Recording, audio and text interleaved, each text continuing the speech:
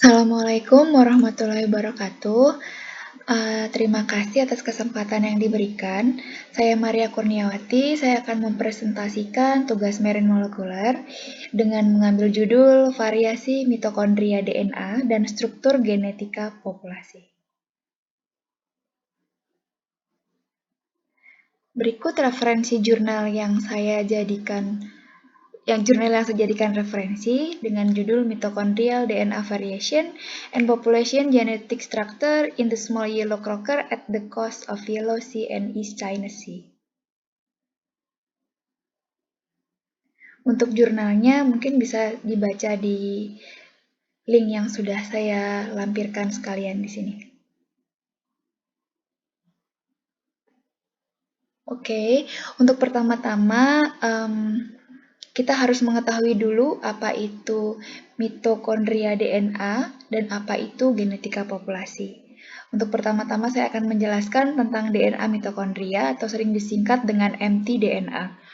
Yang mana mtDNA sendiri adalah materi genetik DNA yang terdapat di dalam mitokondria. Mitokondria merupakan organel sel yang memiliki struktur khas dengan bentuk bulat lonjong dalam sel. Mungkin lain kali saya akan lampirkan bentuk mitokondrianya, atau mungkin bisa searching di Google, mitokondria itu seperti apa. Nah, fungsi mitokondria adalah untuk memasuk energi di dalam sel atau biasa disebut tempat respirasi sel. Energi ini diperoleh dari makanan. Di dalam sel mitokondria terdapat ratusan ribu mitokondria yang terdapat di sitoplasma. Mitokondria ini sendiri memiliki materi genetik yang karakteristiknya berbeda dengan materi genetik di inti sel. Dari pengertian di atas, kita dapat menyimpulkan atau kita dapat menjelaskan secara lebih detail lagi kalau sebenarnya mitokondria ini tempat pembuatan energi di dalam sel. Makanya di alat gerak seperti contohnya kaki, selnya itu lebih punya banyak mitokondria karena sering bergerak. Nah, sedangkan dalam proses pembuatan energi, kita tuh butuh yang namanya oksigen. Dan di dalam ilmu kimia tentunya sudah tahu ya, itu ada reaksi yang melibatkan oksigen namanya reaksi oksidasi. Di mitokondria ini terjadi banyak aktivitas pembentukan energi, sehingga butuh oksigen. Dan terjadi proses oksidasi yang berpengaruh sama DNA yang ada di dalamnya. Dan karena sudah terjadi oksidasi itu mengakibatkan DNA tersebut kurang stabil, itulah kenapa DNA mitokondria itu lebih banyak mengalami mutasi.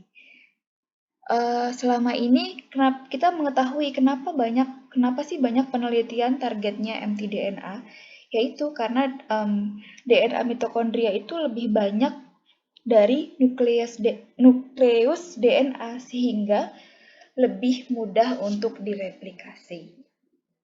Dan DNA mitokondria itu diwariskan dari DNA ibu. Selanjutnya, oke. Kita akan bahas tentang genetika populasi. Genetika populasi itu adalah bidang biologi yang mempelajari komposisi genetik populasi biologi dan perubahan dalam komposisi genetik yang dihasilkan dari pengaruh berbagai faktor, termasuk seleksi alam. Genetika populasi ini sendiri mempunyai tujuan dengan mengembangkan model matematis abstrak dinamika frekuensi gen yang mencoba untuk mengambil kesimpulan dari model-model tentang pola-pola kemungkinan variasi genetik dalam populasi yang sebenarnya dan menguji kesimpulan terhadap data empiris. Jadi, genetika populasi ini terikat erat dengan studi tentang evolusi dan seleksi alam, dan sering dianggap sebagai landasan teori Darwinisme modern. Seperti pada gambar berikut, saya lampirkan kartun Pak Darwinnya. Ini karena seleksi alam merupakan salah satu faktor yang paling penting yang dapat mempengaruhi komposisi genetik populasi. Oke, yang selama ini genetika populasi itu tidak lepas dari teori evolusi dari Pak Darwin ya. Nah, dia itu ada 3 prinsip. Ada prinsip variasi yang di dalamnya itu ada morfologi, fisiologi, dan perilaku.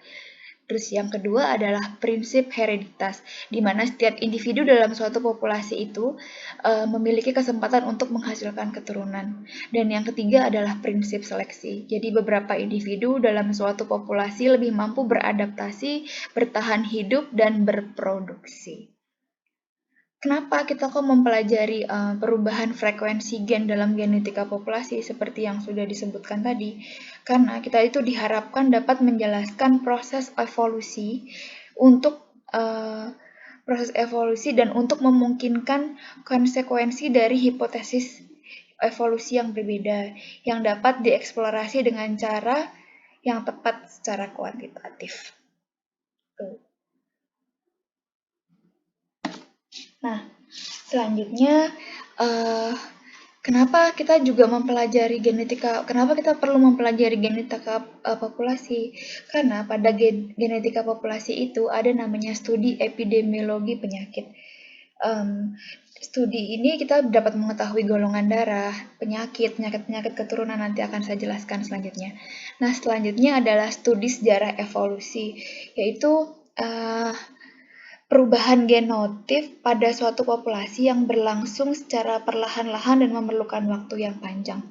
Yang ketiga adalah estimasi risiko suatu populasi berdasarkan hukum Hardy-Weinberg. Dan yang keempat adalah variasi gen dikaitkan dengan penyakit.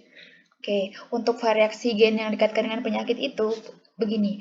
Pada awalnya, penelitian gen itu lebih banyak dipakai untuk mengungkap masalah penyakit hereditas melalui identifikasi variasi genetik antar individu yang dikaitkan dengan munculnya penyakit keturunan pada kelompok tertentu. Penyakit keturunan. Jadi, informasi variasi genetik tersebut yang kita sudah itu selanjutnya digunakan untuk mendeteksi dan mengidentifikasi orang atau kelompok yang sudah beresiko terkena penyakit keturunan, sehingga itu sangat membantu dalam pencegahan dan penanganan beberapa penyakit tertentu. Nah, kita ambil contoh kasus dalam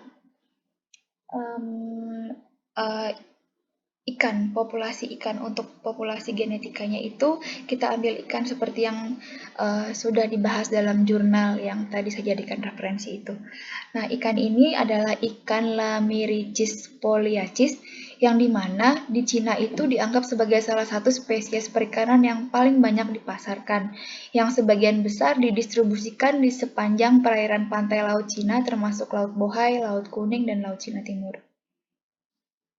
Ikan ini memiliki konsumsi tahunan yang tinggi di Cina sana karena rasanya yang lembut dan nilai gizi yang kaya, yang mengakibatkan ikan ini mengalami penurunan yang signifikan karena terjadi eksplorasi secara besar-besaran dan terus-menerus. Sehingga para peneliti di sana itu berpikir bagaimana nih mencoba strategi untuk pengembangbiakan atau budidaya ikan ini. Nah, sehingga ikan ini dapat berproduksi lebih banyak lagi, dapat diproduksi dengan lebih banyak lagi. Tapi masalahnya ikan ini dia sangat sensitif terhadap tekanan lingkungan. Dia terlalu sensitif sehingga mengakibatkan tidak sembarangan kita bisa membudidaya ikan ini. Nah, untuk itulah studi populasi itu diperlukan. Jadi diperlukan strategi konservasi, lalu pengembangbiakan organisme. Nah, karena itu peneliti di sana itu mencoba untuk melakukan genetika populasi dengan melihat mitokondria DNA, dan mereka melanjutkan dengan studi genetika populasi. Nah, metodenya itu yang ada di jurnal adalah dengan ekstraksi dengan PCR, elektroforensis, dan sequencing DNA. Selanjutnya, dengan analitik data genetik biasanya pakai software. Itu ada software namanya MEGA ya, kalau saya tidak salah.